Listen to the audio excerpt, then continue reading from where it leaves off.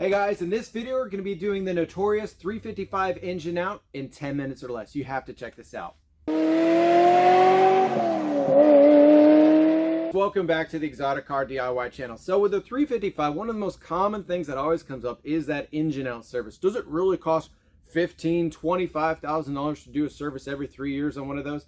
So I made a whole DIY series. It's linked below. You can follow along. But for you guys, here's a video just showing you every step that needs to be done in 10 minutes or less. And I'll even tell you at the end how much it costs to do one of these. So you're in for a real treat. Do me a favor though, hit that thumbs up button whether you like this or not, just so YouTube doesn't hide it, please. Without further ado, let's get started. So we're gonna start taking all the body panels off and then the bumper and the exhaust. A good way to describe this project is it's not so much one giant job, it's 1,000 little jobs. Now it's time to remove the shift linkage. Now back up top, we're going to take out all the air boxes. We're going to take off the covers.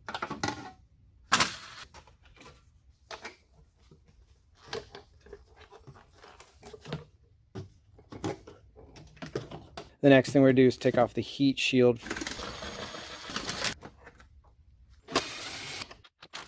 We can go ahead and slide the bumper right off. The next thing we got to do is that you remove the capristo.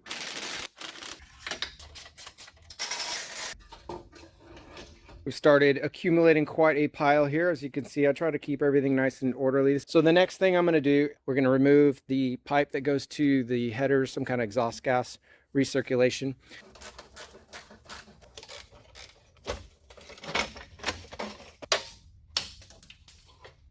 The back of the motor is pretty much done. We've got the wiring harness done, the exhaust done, the bumper off. Drain the oil. You're going to drain most of it out here. The rest of it comes out the tank. Need to unhook the oil cooler. Next thing we're going to move on to is draining the radiator. A brake line here to undo. So now the back is done, the right side's done. So let's go over and finish up the driver's side. The parking brake. Another brake line here to undo. And it's time to start undoing the front of the motor. This is where I stand, kind of right in where the exhaust normally goes, and it gives you good access to be able to lean over and get to the stuff without having to actually physically lay on top of anything. First, we're going to start with the fuel line. Now we're going to remove all the coolant hoses from the front of the motor and then move on to the power steering hoses. We're going to go and get this coolant tank out of here. Now we need to get the throttle out. Pull it out. On the left side of the motor, all we got is basically the AC compressor lines. All right. We have gotten everything done except for the bolts. We got 1, 2, 3, 4, set of 6 here, set of another 6 here, and then the exact same thing on the other side. 2 up top, 2 in the back.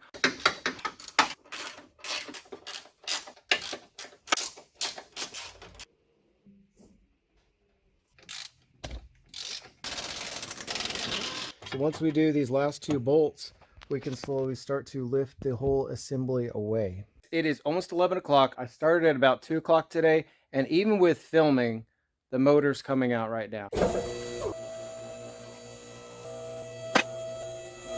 Engine's out. We're going to be doing a full inspection to find out what is the status of our motor, what needs to be replaced in this. Pop it off the water pump. Work the belt off as well. It is time to take off the timing belt covers.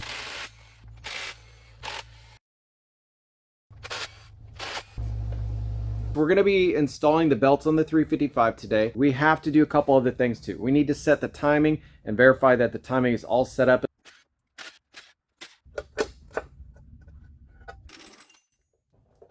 You have the intake cam, the exhaust cam. These are the 3 valves per each intake and the 2 valves per each exhaust. The very first thing we're going to do is establish top dead center. Degree wheels installed, crank sockets installed. So what I'm going to do is get it close within maybe a few degrees. And then we're going to zero out our gauge up here.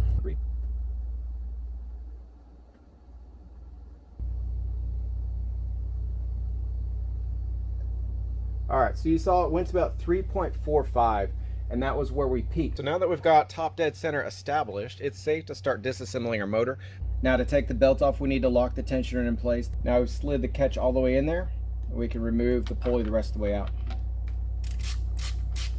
Now our belt is free to remove. Now we can go ahead and loosen our cam gears, or I'm sorry, cam pulleys. We can just gently slide them off. Remove our seals.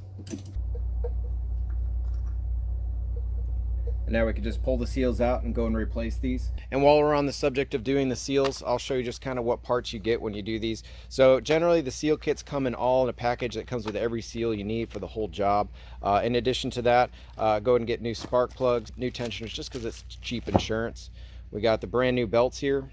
Also bought an upgraded hose kit. Now we're going to put our new seals in. Just make sure you get a good seat.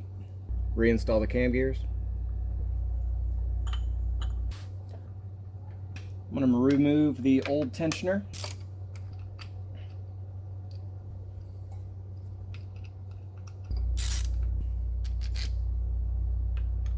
So now we can carefully install the new belt. So when installing, we just kind of want to make sure this is the tight side. And as you wrap it around, you'll see that it attaches there, snugly here. All right, so now we're to the part where we're going to be tensioning the belt. And the way I found it best is just kind of take up the tension on the belt just enough that you can get the pin sliding. Right when it's at that point, that's when we're going to go ahead and cinch it down. All right, new belt, new tensioner, new pulley, all installed, all torqued down. We're now ready to just verify the timing. So we're going to start with the intake. So we're just verifying that the lobes on the cam are opening the valves exactly when they're supposed to be doing. So if you look here at a cam lobe, you can see how it has a peak onto it. It's very hard to actually catch that peak. So they'll use a point, and in this case they use the reference for top dead center, and they say that when it comes around, when it opens at 2.41 millimeters on the intake, that's when it lines up with top dead center. As it continues to open, it opens all the way and comes back down. Okay, so up top here we have our gauge set on the #1 tablet on the intake. So what we're going to do is we're going to spin the motor around clockwise. We need to open the valve 2.41 millimeters, and when it is properly timed, when 2.41 millimeters lines up with top dead center. So I'm going to slowly move it around. The valve's going to start opening about now. We're going to keep moving this around until we see 2.41 on the gauge. So the valve is opening. Boom. Okay. So now if we look at our gauge, we're exactly at top dead center right now. By the book is how you time the intake. Now we've moved on to the exhaust side. The number we're looking for this time, when the valve is closing, we're looking for 2.29 millimeters. When it's on 2.29 millimeters, it should stop at top dead center. So right now we got the valve closing. As we come around, we need to make sure we stop right at 2.29. 2.29. So that again is within spec. We're going to be putting the motor back into the 355 today. So we got a lot of work ahead of us. I got a huge pile of all the parts here, a big pile of all the bolts on the table, and obviously we got to get everything buttoned up. So anyway, let's go ahead and get started. We're going to now put on the valve covers so we can be totally done with the engine. So basically there's a joint with the O-ring that is just prone to leak. So if we just kind of put a little bit of a goop near the O-ring and then kind of fade it out around the bolt, that's really all you got to do to seal up the... So now in these holes goes these little guys. We're going to sneak the valve cover in here. Go ahead and install the vacuum pump. Going to reinstall the tensioner. Just going to put a tiny smear of oil on the inside of the crank hubs. Lock the crank and torque it down. Next, I'm going to reinstall the covers. Snug up with an actual Allen wrench. Install cover number 2. We can reinstall our belts. We'll do the AC belt first. Now the alternator belt. Then go ahead and tension the belt. Reinstall all of the tubes to your intake. While it's super easy to access, we'll go ahead and do the filter. All right, so we are ready. It's time to lower the Ferrari. I've went through and double, triple checked everything.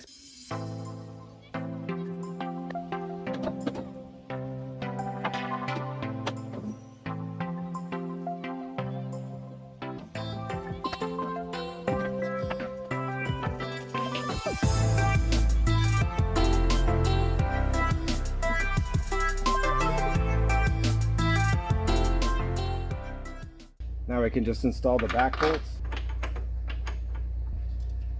So we'll go ahead and get all these threaded before we actually cinch any down. This is where a gear wrench is really your best friend. Most of these bolts you can get with a torque wrench, and we're just gonna torque them down. Okay, everything's tight. So I suppose as long as the engine doesn't come falling out, it's a success.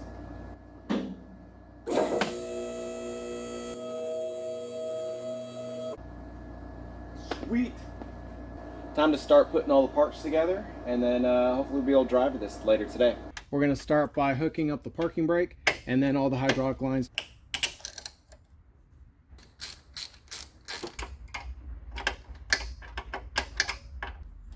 Now I'm going to put some new O-rings for the AC parts and go ahead and reinstall them.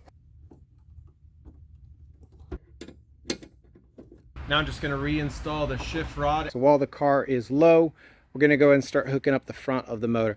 I like to start with the power steering fluid because it's the most likely to leak, I guess, if you bump a pipe. Just make sure you don't leak any of these fluids on your brand new belt. Then I move over to the main hoses. Couple good tips on them. Just make sure when you put on those main hoses, you're shoving them far enough in that you can get a really good grip with the hose clamps. Don't forget your throttle cable, and we're going to hook up our reservoir here, and then after the reservoir onto the fuel line.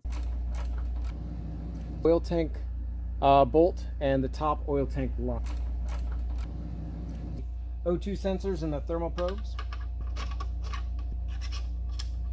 So now we can reinstall our EGR system. Next thing we're going to do is go and hook up the bypass pipe.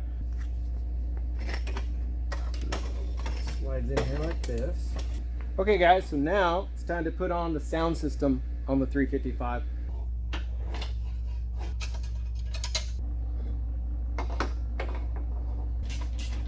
So install the clamps on both sides. Now it's time to install the bumper.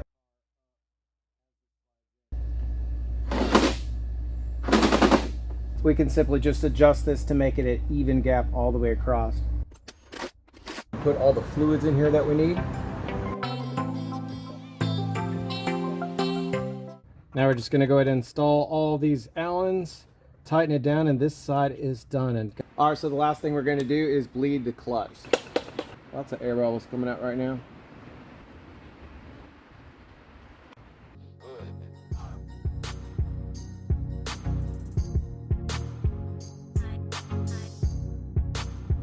Is this the part where we cross our fingers?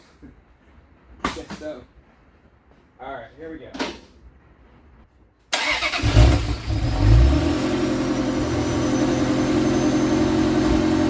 Temperatures look good. AC is getting cold. You know you're close when you're mounting the wheels.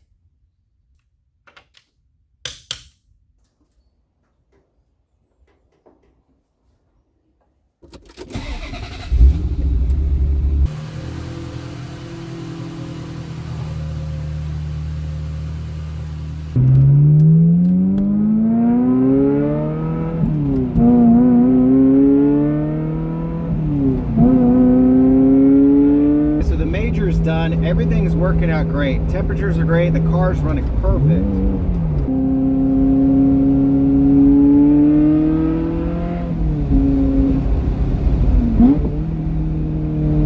Running really good.